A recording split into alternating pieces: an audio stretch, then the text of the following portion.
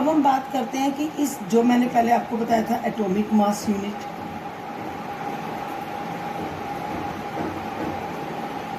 फिर मैंने आपको बताया मोलिकुलर मास, ठीक है ना। मोलिकुलर मास में मैंने मोलिकुलर एलिमेंट की इनकी बात करी। तो ये मास को हम कैसे काउंट करते हैं, इसको कैसे कैलकुलेट करते हैं, इसको हम कैलकुलेट करते हैं फार्मूला यूनिट मास से। किससे करते हैं? Formula unit mass. अब ये क्या होता है formula unit mass? It is the sum of atomic masses. It is the sum of atomic masses of all atoms in a formula unit of compound. In a formula unit of compound.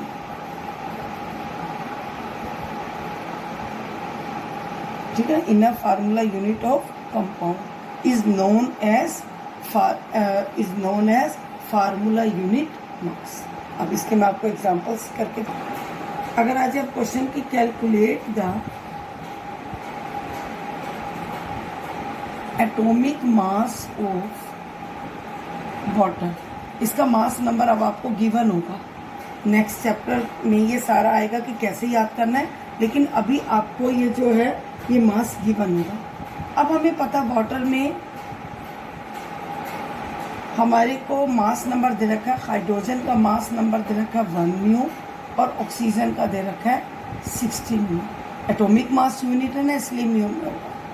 अब water के यहाँ पर हम देखते हैं water में 2 element है H2O। Hydrogen के कितने हैं? एटम 2 और ऑक्सीजन। अब इसमें हमने देखना है जो एलिमेंट्स है उसको हमने प्लस करना है। जैसे ये दोनों, ये हाइड्रोजन एलिमेंट है, ऑक्सीजन एलिमेंट है। हाइड्रोजन की 2 एटम है, ऑक्सीजन का 1 एटम है, इसको प्लस करना। अब हाइड्रोजन का मास नंबर कितना है? 1। ऑक्सीजन का मास नंबर कितना है? 16। तो 2 + 16 कितना हो गया? 18। ठीक है। इसी तरह से अब हम बात करेंगे अगर मोलिकुलर मास, मेथड यही है क्योंकि फार्मूला यूनिट मास में आएगा ना, जिसमें हम एटम्स को क्या करते हैं? प्लस करते हैं। अगर मोलिकुलर मास में अगर अब आज किसी का मैं बता देती हूँ कि जैसे कैल्शियम क्लोराइड का निकल, अब मास नंबर इसका दे रखा है, कैल्शियम का मास नंबर दे रखा है 14 और क्लोरीन का मास नंबर दे रखा है 35.5। अब कैल्शियम का क्या है? 1 एटम है। क्लोरीन के कितने हैं? 2 है। तो 40 प्लस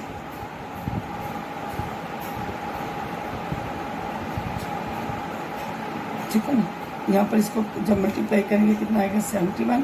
तो कितना आ जाएगा? 111। एक और आपको न्यूमेरिकल बता। अब हम करेंगे जैसे C6H12O6 ग्लूकोज है, इसका कैसे निकालेंगे? 6 एटम किसके हैं? कार्बन के, प्लस 12 एटम किसके हैं? हाइड्रोजन के। 6 एटम किसके हैं? ऑक्सीजन के। अब कार्बन का मास नंबर कितना है? इसका मास नंबर है 12 म्यू। हाइड्रोजन का कितना बताया था? 1 म्यू। ऑक्सीजन का कितना बताया था? 16 म्यू। तो ये यहाँ पर आ जाएगा 12, यहाँ पर आ जाएगा हाइड्रोजन का 1 और ऑक्सीजन का कितना आ जाएगा? 6। यहाँ पर क्या आ जाएगा? 72 + 12 96। इनको प्लस कर लेंगे, ये क्या चाहिए। तो इस तरह से अगर मास नंबर गिवन होंगे, आपको ये ध्यान रखना है कि 3 एलिमेंट है, 4 एलिमेंट है, इन सब के एटम्स को क्या करना है? प्लस करना है। ठीक है ना। और कितने हैं वो मल्टीप्लाई में लिखना है। जैसे 6 का इसका है, ये 12 इसका है, ये इस तरह से। तो इस तरह से आपने इसको करना है। एक मैं अब आपको बता देती हूँ ब्रैकेट वाला, फिर उसके बाद ब्रैकेट वाला करते हैं। अब आपको एक ब्रैकेट वाला बता देती हूँ। जैसे एल्युमिनियम के कितने एटम है? 2 एल्युमिनियम। अब आप यहाँ देखो ये ब्रैकेट में है तो एलिमेंट, इसको प्लस में ही करना है। अब SO4 यहाँ थ्राइस, ये एल्युमिनियम सल्फेट का फार्मूला है।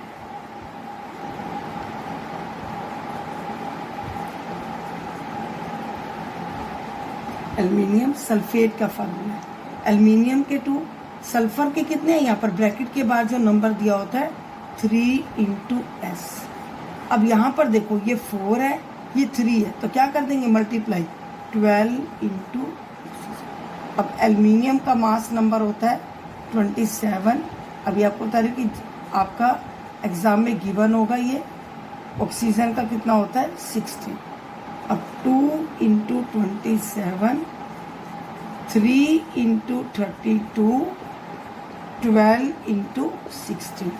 इसको मल्टीप्लाई करना है, इसको मल्टीप्लाई करना है, इसको मल्टीप्लाई, और तीनों को क्या कर लेंगे प्लस कर देंगे।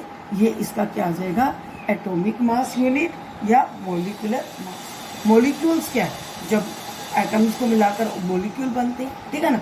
एटम्स क्या, जब उसके अलग अलग 2 एटम्स एल्युमिनियम है, 3 एटम सल्फर हैं, 12 एटम ऑक्सीजन के। तो ये मेथड है आपका, इसको क्या बोलते हैं formula unit mass. Morning students, today I am going to start new topic of atom and molecule, that is ions। अब आयंस क्या होते हैं इसको एक्सप्लेन करने से पहले मैं कुछ एग्जांपल्स लेती हूँ। देखो ये हमें पता ही है किसका फार्मूला होता है, वाटर का होता है। ये किसका फार्मूला होता है, सोडियम क्लोराइड होता है, ठीक है ना। इसी तरह से हमने किया था, ये क्या होता है अमोनिया होता है। तो इस तरह से हम देखते हैं ये सब्सटेंसेस के बारे में पढ़ते हैं। एक हमने और किया था law of conservation of mass में बेरियम क्लोराइड किया था, सोडियम सल्फेट किया था। इस तरह से हमने डिफरेंट सब्सटेंसेस के बारे में हम बात करते हैं। जितने भी ये सब्सटेंसेस हैं जिनको हम कंपाउंड के नाम से भी कहते हैं, जितने भी ये कंपाउंड्स हैं और इसको हम नाम दे देते हैं सब्सटेंसेस। कंपाउंड्स क्या होते हैं जिसमें 2 और more elements in fix ratio.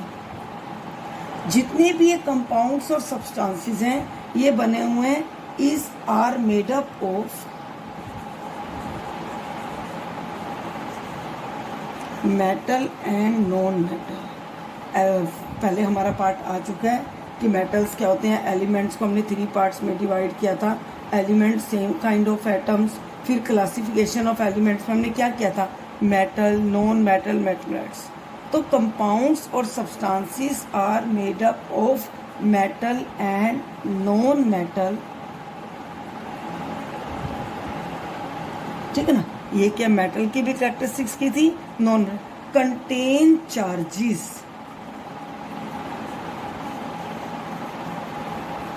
Charges कौन से, पॉजिटिव चार्ज या फिर नेगेटिव चार्ज। इसको हम क्या बोलते हैं, is known as ion.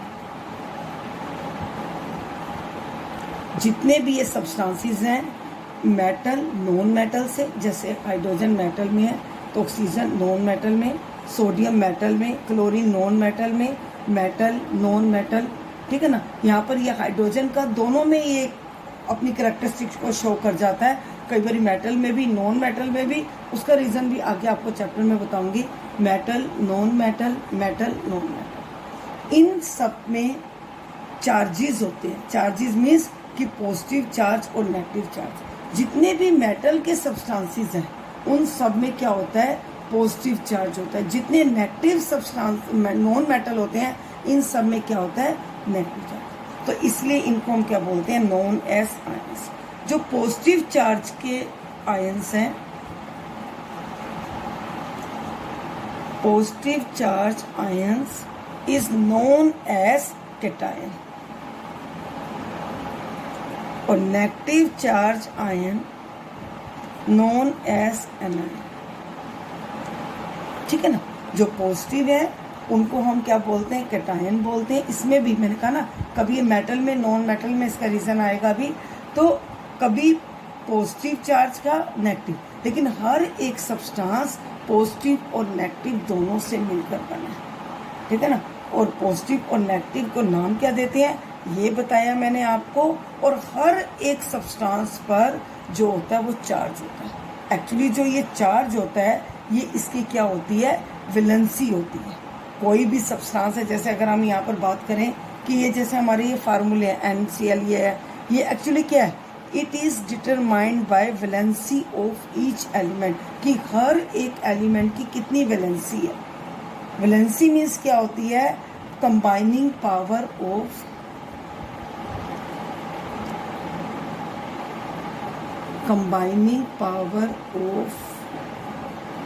Capacity of an element,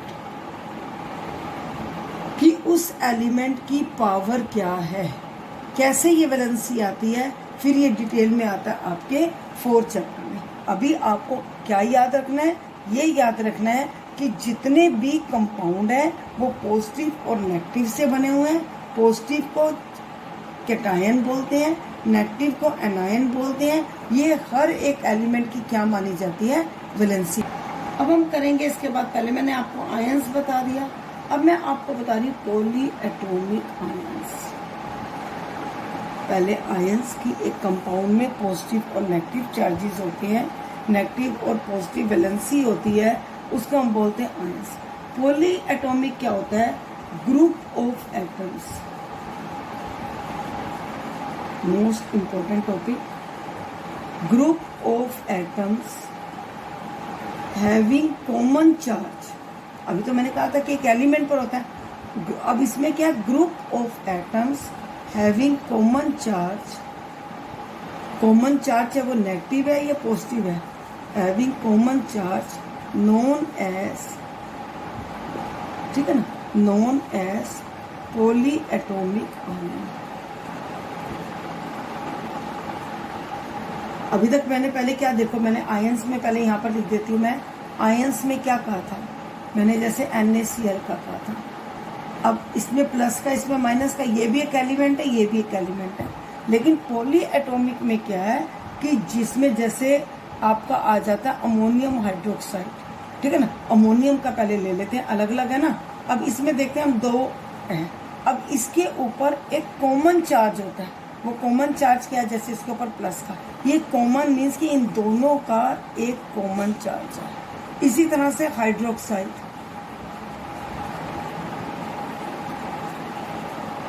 इनके ऊपर एक कॉमन चार्ज। इसी तरह से बाइकार्बोनेट, कॉमन चार्ज, चाहे वो पॉजिटिव है नेगेटिव है, इसको बोलते हैं पॉली एटॉमिक आयन, ठीक है ना। ग्रुप ऑफ एटम्स जिसमें नाइट्रोजन का 1 एटम, हाइड्रोजन के 4 एटम, टोटल कितने एटम है इसके अंदर?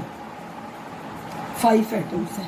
अब इसमें कितने हैं? हाइड्रोजन का 1 एटम, कार्बन का 1 एटम, इसके यहाँ पर भी कितने हैं? 5 एटम्स। तो ग्रुप ऑफ एटम्स किसके? जो अलग अलग जो एलिमेंट्स हैं उनके जो एटम्स हैं, जब वो एक कॉमन चार्ज कंस्टिट्यूट करते हैं, that is known as polyatomic ion. अब इसके बाद हम लिखेंगे केमिकल फार्मूला। अब हम बात करेंगे केमिकल फार्मूला। केमिकल फार्मूला कैसे? जैसे अभी मैं कहूँगी वाटर का फार्मूला क्या, केमिकल फार्मूला आप कहोगे H2 है। कार्बन डाइऑक्साइड का केमिकल फार्मूला क्या है? CO2 है। तो केमिकल फार्मूला क्या हो गया? इट शोज, ठीक है ना, इट शोज, किसके बारे में बात करें? केमिकल फार्मूले के बारे में करें। It shows it's constituents elements, कि फार्मूले में हम देखते हैं it shows it's constituent elements, कि कितने एलिमेंट्स, ठीक है ना, कितने एलिमेंट्स का बना, एंड नंबर ऑफ एटम्स,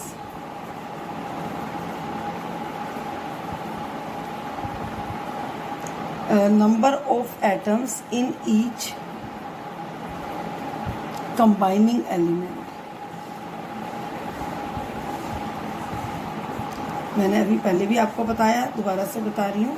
जैसे H2O केमिकल फार्मूला है। अब इसके अंदर क्या पता लग रहा है कि 2 एलिमेंट्स है, एक हाइड्रोजन है और एक ऑक्सीजन है। हाइड्रोजन के कितने एटम्स हैं? 2 एटम्स है। ऑक्सीजन का कितना एटम है? 1 एटम। टोटल एटम कितने हो गए? 3 एटम्स हो गए। एलिमेंट्स के बारे में भी पता लग गया, उस एलिमेंट के एटम्स कितने प्रेजेंट हैं इसके बारे में भी पता लग गया। इसको बोलते हैं केमिकल फार्मूला। केमिकल फार्मूले को बनाने के लिए अब हमें कुछ रूल्स की ज़रूरत होती है, ठीक है ना। हम कुछ रूल्स को फॉलो करते हैं। वो रूल्स क्या हैं कि जो पॉजिटिव चार्ज है, ठीक है ना, जो पॉजिटिव चार्ज आयन है उसको हमेशा लेफ्ट साइड पर लिखते हैं, और जो नेगेटिव चार्ज आयन्स हैं उसको हमेशा कौन सी साइड लिखते हैं? राइट साइड पे। अब यहाँ पर अगर मैं एक फार्मूला ले लेती हूँ, NaCl को लेकर चलती हूँ और एक ले लेती हूँ अमोनियम सल्फेट।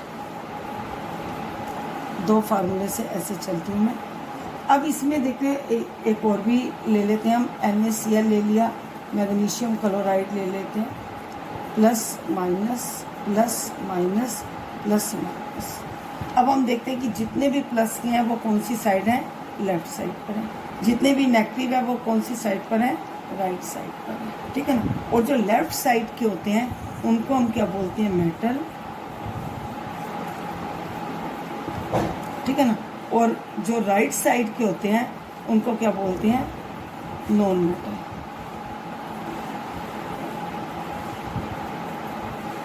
ठीक है ना।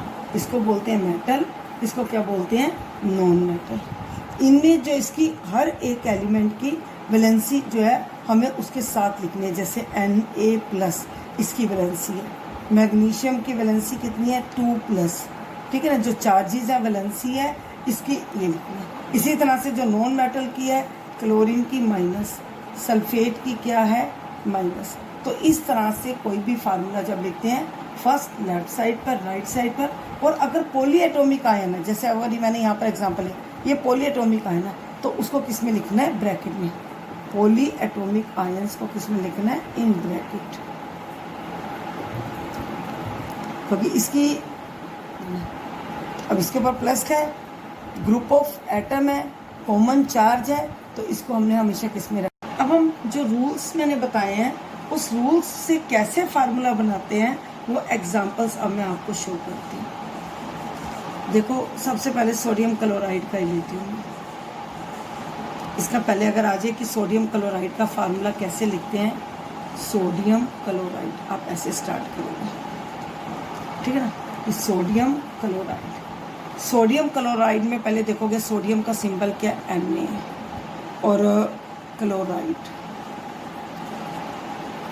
क्लोरीन का सिंबल क्या होता है, Cl होता है, ठीक है ना। अब ये लिख दिया हमने। अब यहाँ पर हम इनकी पहले वैलेंसी देखेंगे। यहाँ पर लिखोगे सिंबल और यहाँ पर लिखोगे वैलेंसी और चार्जेस। सिंबल Na, इसकी वैलेंसी क्या है, 1+। बताया था ना आपके वहाँ टेबल दिया हुआ है, टेबल 37 पर। अभी इस चैप्टर में आपको वैलेंसी बता रही हूँ, और नेक्स्ट चैप्टर में फिर वैलेंसी कैसे निकालते हैं जब वो आ जाएगा, फिर वो मेंशन नहीं होगा। अभी आपको जितने भी क्वेश्चंस दिए जाएंगे उसमें मेंशन होगा 1+। इसी तरह से सिंबल क्लोरीन, इसकी वैलेंसी क्या है, 1-। तो आपने क्या करना है, ये क्रॉस का ऐसे, इसकी वैलेंसी इसको जाएगी इसको। तो अब ये क्या बन गया, सब्सटेंस। अभी सब्सटेंस फार्मूला विल बी, या substance formula of a substance NaCl, ठीक है। ये इसी तरह से एक और को बताती हूँ। जैसे एक आ जाए कि एल्युमिनियम ऑक्साइड का, एल्युमिनियम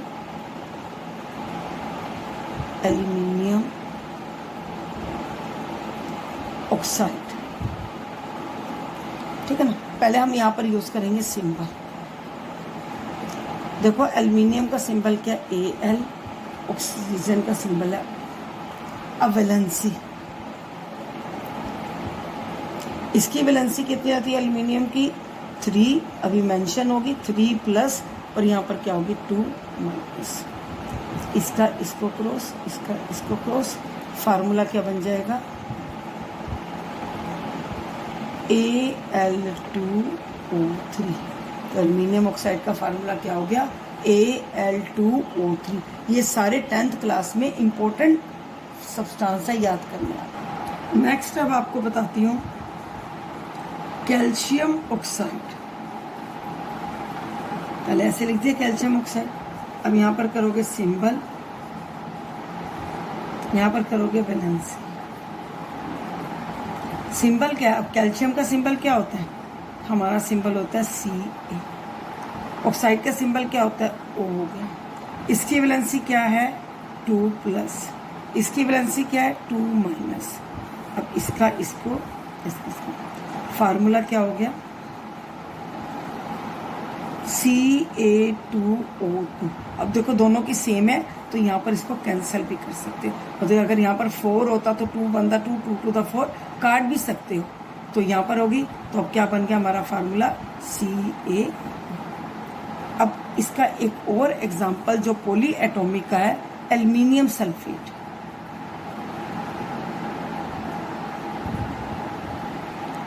एल्युमिनियम सल्फेट, फिर सेम सिंबल ले लो।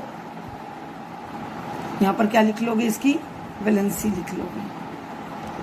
एल्युमिनियम का सिंबल Al, सल्फेट का सिंबल SO4। अब इसका क्या आ जाएगा 3 प्लस और उसका क्या आ जाएगा 2 माइनस। अब Al2, अब ये पॉलीएटॉमिक आयन है, इसको किस में ले लेंगे, ब्रैकेट में ले लेंगे SO4। तो ये क्या बन जाएगा, एल्युमिनियम सल्फेट। इस तरह से जो है हर एक सब्सटेंस का केमिकल फार्मूला ऐसे बनता है। जितने भी अब तक आपने केमिकल फार्मूले किए हैं, जितने भी आपको याद होंगे, चाहे 8th क्लास में किए हैं या 9th में स्टार्टिंग में हमने किए हैं, इस मैटर अराउंड अस प्योर वाले में, हर एक फार्मूला इस मेथड से बनता है। ओके स्टूडेंट्स, अगला टॉपिक हम इसमें ले रहे हैं, नेक्स्ट टॉपिक ले रहे हैं मोल कंसेप्ट। मोल कंसेप्ट, देखो मोल कंसेप्ट को समझने से पहले यहाँ पर एक रिएक्शन दी हुई है, उसका मीनिंग जरूरी है। Hydrogen plus oxygen give rise to water, ठीक है ना।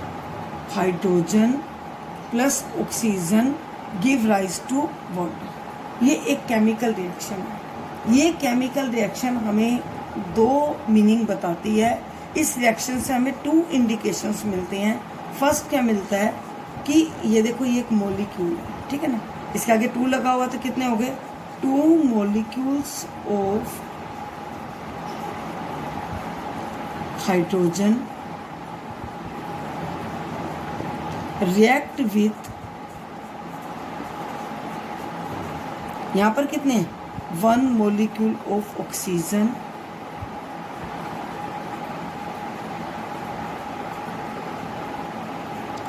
गिव्स, अब यहां पर ये क्या है, molecule of compound, gives 2 molecule of water.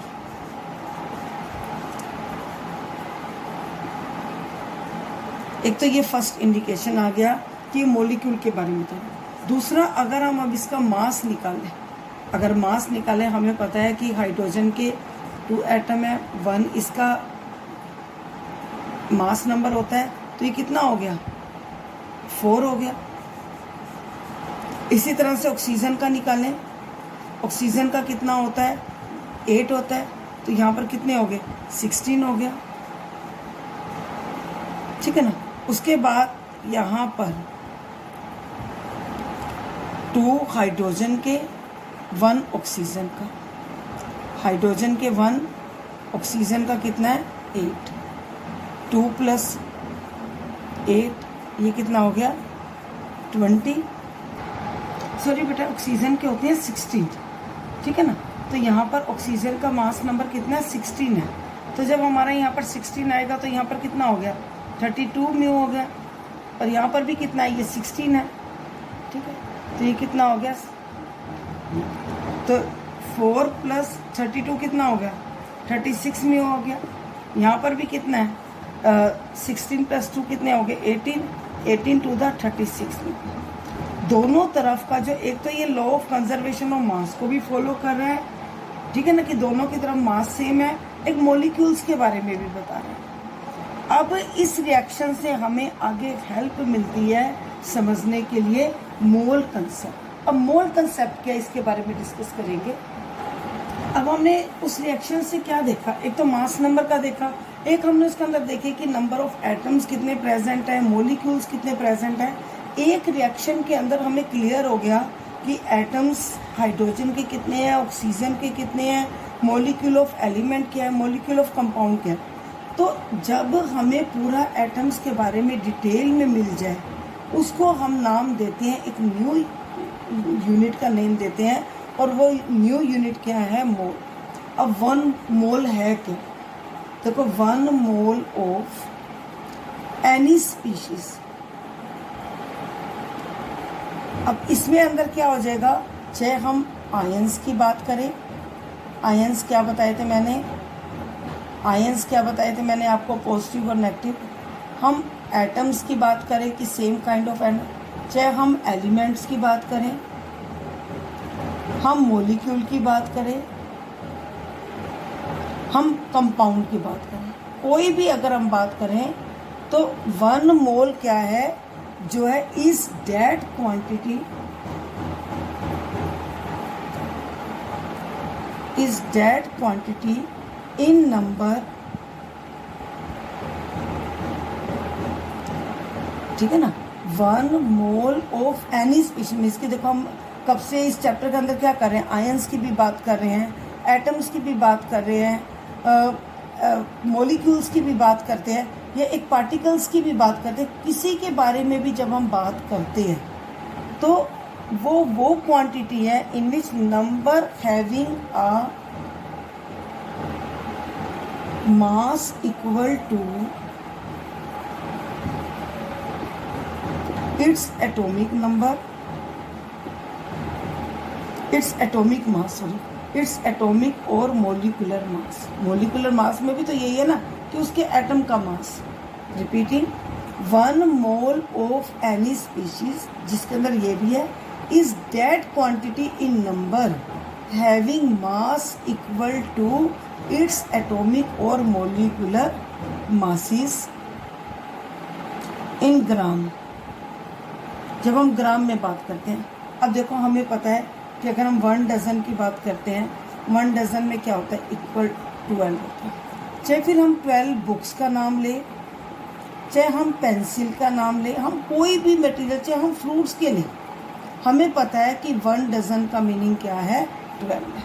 इसी तरह से हम 1 ग्रोस की बात करते हैं, 144 नंबर होते हैं, उसमें हम किसी भी मटेरियल की बात कर सकते हैं। सेम इसी तरह से हम केमिस्ट्री में, एक्चुअली ये क्या है, केमिस्ट के थ्रू की हुई कि एक्चुअल जिसके अंदर हम इक्वल जो है ग्राम्स को जो है मेज़र करते हैं, बिल्कुल एक एक्चुअल क्वांटिटी डालते हैं, 10 ग्राम के, 5 ग्राम के, उसके अंदर कितने एटम्स हैं, कितने आयंस हैं, मोल उनसे रिलेटेड है, ठीक है ना। ये उनसे रिलेटेड एक कंसेप्ट है जिसके अंदर बिल्कुल एक एक्यूरेट वैल्यू ली जाती है, ठीक है ना। तो यहाँ पर हम इसी तरह से उसकी बात करें, डिस्कस कर रही थी मोल कंसेप्ट। डेफिनेशन पहले मैंने आपको बता दी थी और ये बता दिया था जिस तरह से 1 डजन 12 के इक्वल होता है, 1 ग्रोसर 144 के इक्वल होता है, इसी तरह से जो 1 मोल होता है, ठीक है ना, जैसे 1 डजन का हमारा न्यूमेरिकल वैल्यू है, कोई भी कहे कि 1 डजन का मीनिंग 12 है, चाहे फिर हम कोई भी मटेरियल ले लें, ग्रोस है 144 है, कोई भी मटेरियल ले लें, सेम इसी तरह से 1 मोल किसके इक्वल होता है, 6.022 10 रेज़ टू पावर 23। ये नंबर है, जैसे 1 डजन में 12 नंबर था, इस तरह से ये भी नंबर है। इस नंबर को हम बोलते हैं एवोगैड्रो नंबर, एवोगैड्रो नंबर। अब एवोगैड्रो नंबर क्या बोलते हैं, और साथ में इसको एक और नाम देते हैं, Avogadro constant. Constant, constant means fix value. जैसे 1 डजन की एक फिक्स वैल्यू है, 1 ग्रोस की 144 फिक्स वैल्यू है, 1 वीक में 7 डेज है, एक फिक्स वैल्यू है।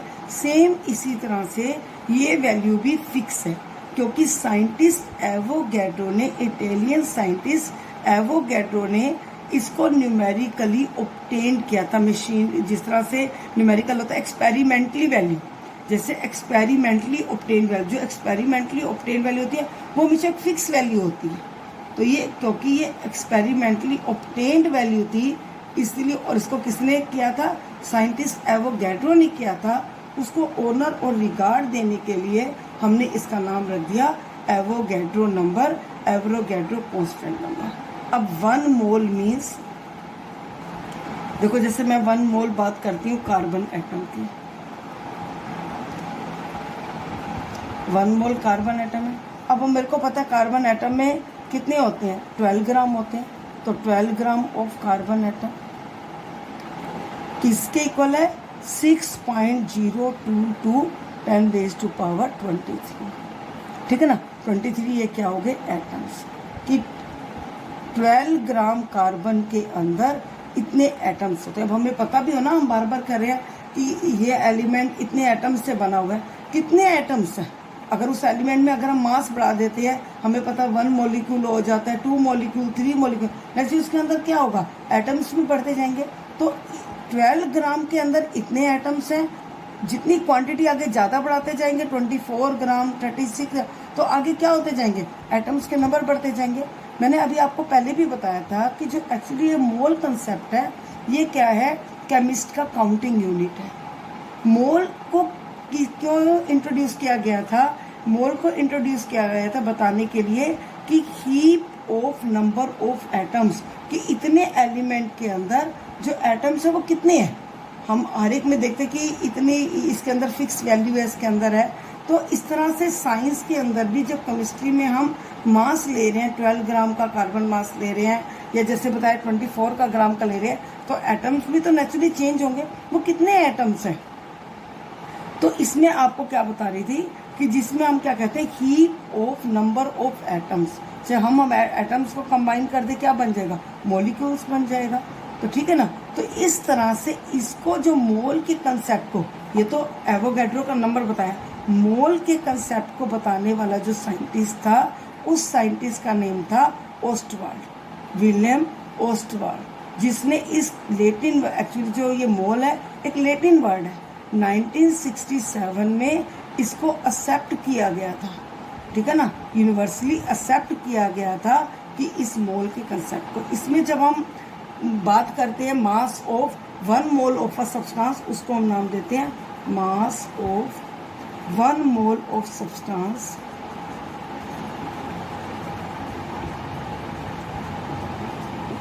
Is molar mass.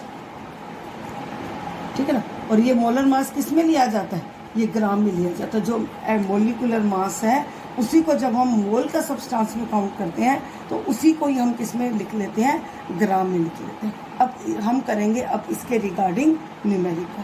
ओके, अब हम करेंगे मोल कंसेप्ट में न्यूमेरिकल्स। पहले हम देखेंगे कि फार्मूला क्या होता है। नंबर ऑफ मोल्स निकालने के लिए, number of moles means atoms, ions निकालने के लिए फार्मूला होता है गिवन मास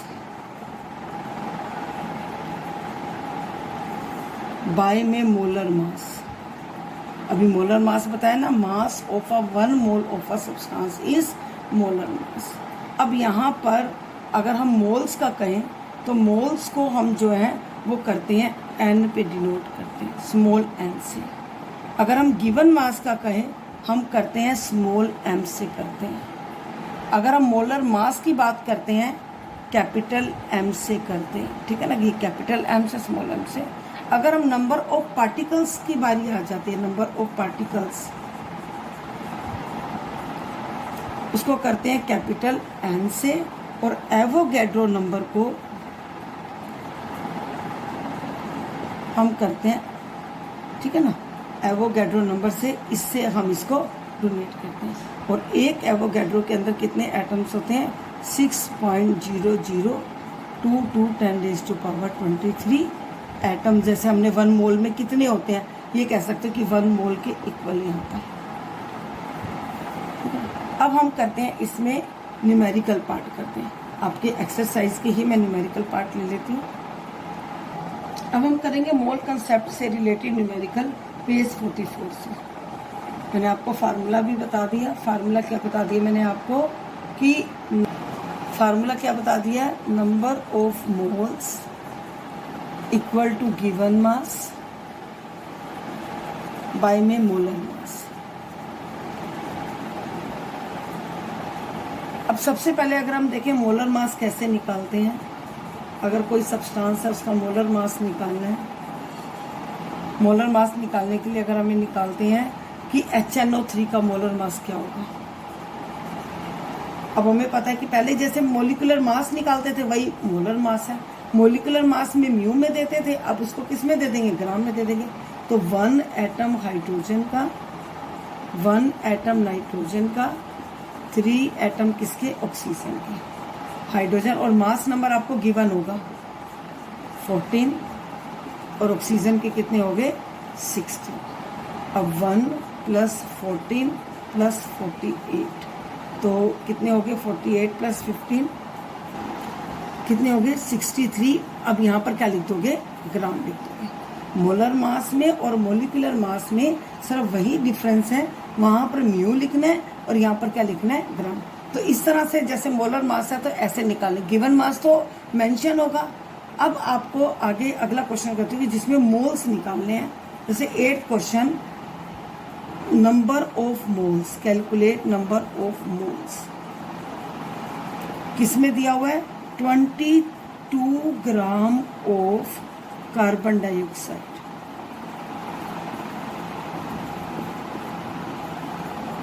अब हमें मोल्स बताने हैं, हमें गिवन मास है तो क्या फार्मूला है, number of moles given mass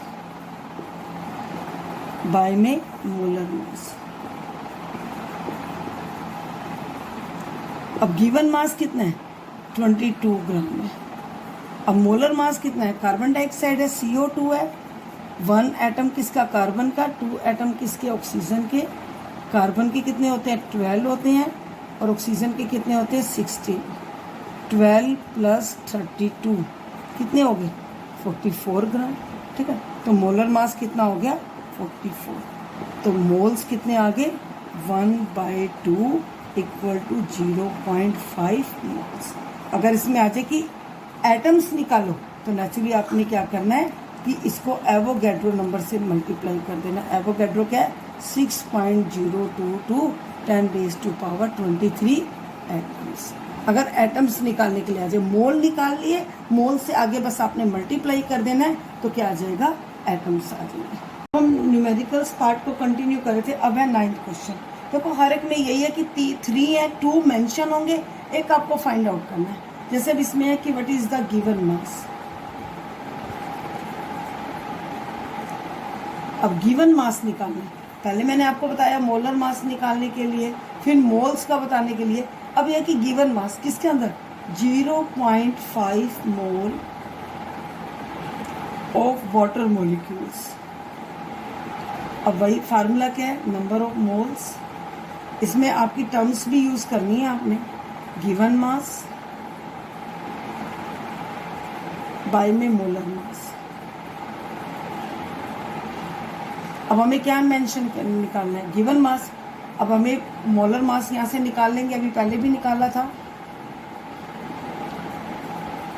hydrogen का 1, ऑक्सीजन का कितना था 16, 2 + 30 तो ये 1 का था तो ये कितना हो गया 16, ये कितना हो गया 18 का। अब गिवन मास है, चाहे आप ऐसे कर लो, given mass = number of moles multiply molar mass. Number of moles कितने हैं 0.5 है, मोलर मास कितना है अभी 18 निकाला है।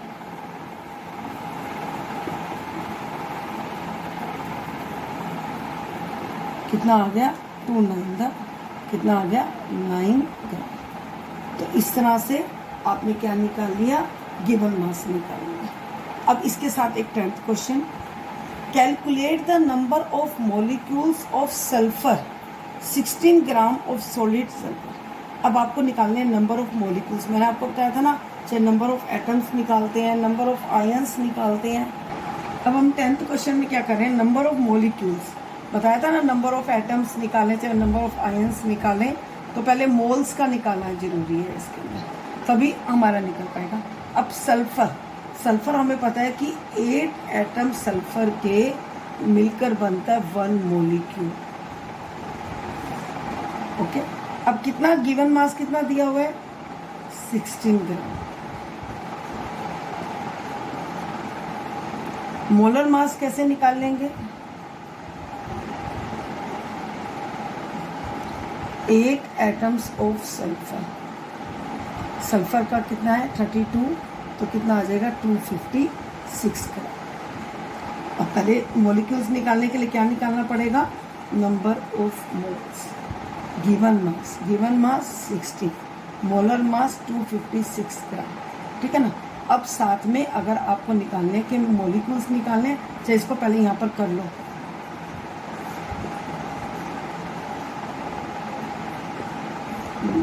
वन बाय 16 मोल्स आ गए। अब हमें मोलिक्यूल्स निकालने हैं तो क्या करेंगे, 6.022 10⁻23। अब इसको आप ऐसे भी काट सकते हो, 2 8 द 2 3 द 0 1 1। अब इसको चाहे आप डिवाइड कर लो यहाँ पर। जब डिवाइड करोगे क्या आ जाएगा, 8 के टेबल पे इसको कर लोगे तो आ जाएगा आपका, ये नहीं जाता तो पहले पॉइंट आ जाएगा 8 3 द 24। इसके बाद आ जाएगा आपका 8 3 द 8 7 द 56 और फिर 8 6 द 40। बस यही 2 3 नंबर तक करके अब ये हमारा हो गया।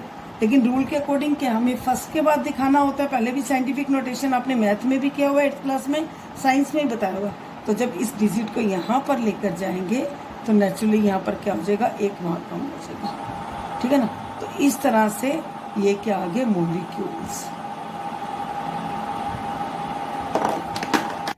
अब इसी तरह से 11th क्वेश्चन में देखो क्या देखा, calculate the number of aluminium ions. किसके अंदर एल्यूमिनियम आयंस, एल्यूमिनियम ऑक्साइड के अंदर। वहां तो एक ही दे रखा था, अब यहाँ कंपाउंड दे रखा है और इसका गिवन मास कितना है, 0.051 ग्राम। इसमें से हमें निकालने हैं एल्यूमिनियम आयंस। अब सबसे पहले जब भी आयंस निकालने हैं, नंबर ऑफ मोल्स निकालेंगे। नंबर ऑफ मोल्स के लिए फार्मूला क्या है, गिवन मास बाय में क्या है, मोलर मास। गिवन मास कितना दिया हुआ है, 0.051। अब मोलर मास क्या, यहां से निकालो। एल्यूमिनियम का होता है 27 और ऑक्सीजन का कितना होता है 16। ये 54, ये 48 और यहां पर कितना हो जाएगा 102। अब ये 102 ग्राम हो गया। अब हमारे यहाँ पर क्या आ जाएंगे, मोल्स आ जाएंगे। इसको यहाँ पर इस तरह से कर लो, 30 हो जाएगी, ये 102। ये इससे कट जाएगा, कितना आ जाएगा 1/2000 मोल्स। ठीक है ना। अब इसको चाहे 2 × 10⁻³ भी कर सकते हो। अब यहां पर हमारे ये हो गए मोल्स का। अब अगर इसको पहले आयंस में कन्वर्ट करना है तो आयंस में कन्वर्ट करने के लिए क्या करेंगे, 6.022 10⁻23। अब यहां पर ये 6.022 और ये यहां पर 2, यहां पर ये 3 ऊपर जाएगा तो ये क्या हो जाएगा, 10⁻² क्या हो जाएगा 20 हो जाएगा। इसको कट कर दो, 3.011। अब ये नंबर ऑफ आयंस आ गए किसके अंदर, एल्यूमिनियम ऑक्साइड के अंदर 3.011 10⁻20। अब हमें एल्यूमिनियम के अगर आयंस देखें तो एल्यूमिनियम में एटम्स कितने हैं, 2 हैं। तो अब हम इसको किससे मल्टीप्लाई कर देंगे, 2 से। अगर ऑक्सीजन के पूछते तो 3 से कर देते, इसको 2 से मल्टीप्लाई कर दो तो कितना आ जाएगा 6.022। ठीक है ना, मल्टीप्लाई कर दिया 10⁻20 आयंस। किसमें, एल्यूमिनियम आयंस। किसके अंदर, एल्यूमिनियम ऑक्साइड के अंदर। इस तरह से आपने न्यूमेरिकल पार्ट को सोल्व कर लेना। थैंक यू बेटा, हैव अ नाइस डे।